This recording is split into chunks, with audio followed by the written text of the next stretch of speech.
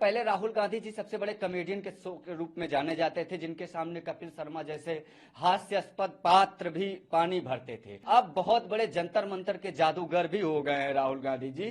कुछ ऐसे राजनेता हैं जो हमें तोड़ने का प्रयास करते हैं। कुछ सिद्ध मानसिकता के लोग, ओछी मानसिकता के लोग मुझे बांटने की बात करते हैं।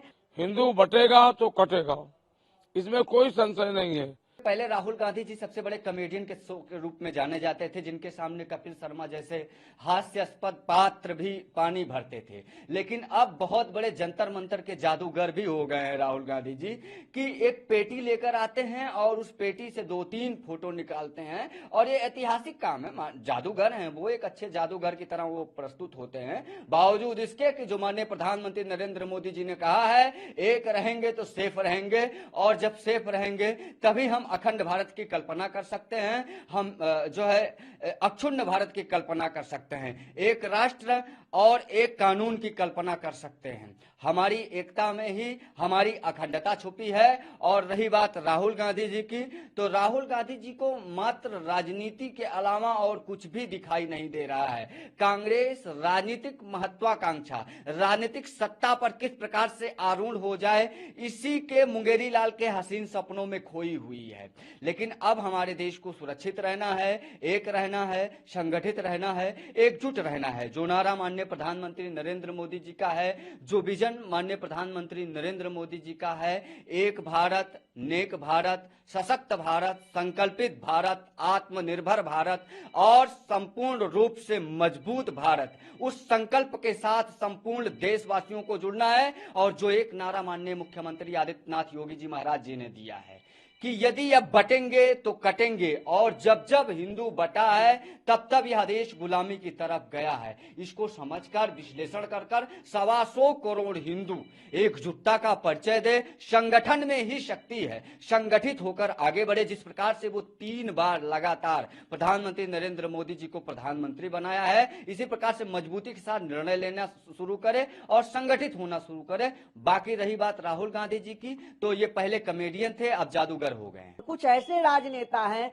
जो हमें तोड़ने का प्रयास करते हैं। कुछ सिद्ध मानसिकता के लोग, ओछी मानसिकता के लोग मुझे बांटने की बात करते हैं, मुझे तोड़ने की बात करते हैं। मैं वैसे राजनेता से कहना चाहूंगा कि आप अपने वह काली चरित्र का उजागर मत करो। हम अब बटने वाले नहीं हैं और न हम कटने वाले हैं। हम एकजुट होकर के सनातन एकजुट हो जाएगा। निश्चित रूप से भारत जो है विकसित राष्ट्र की ओर बढ़ रहा है, बढ़ेगा। भारत जो है अखंड भारत की ओर बढ़ रहा है और अखंड होकर के रहेगा। यह संपूर्ण सनातनियों का भगवान से यह प्रार्थना, भगवान इसको पूर्ण करेंगे। आज हमारा हिंदू समाज